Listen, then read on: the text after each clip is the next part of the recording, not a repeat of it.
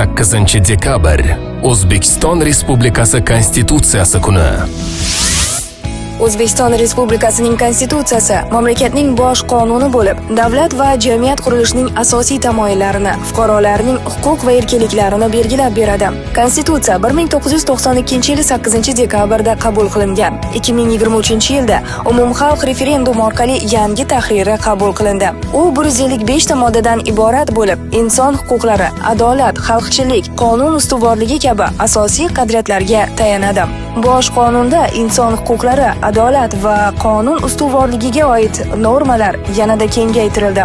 O'zbekiston ijtimoiy davlat sifatida belgilab qo'yilib, aholini qo'llab-quvvatlash davlatning ustuvor vazifasi etib belgilandi. Konstitutsiya mamlakat taraqqiyoti asosidir. 8-dekabr O'zbekiston Respublikasi Konstitutsiyasi kuni.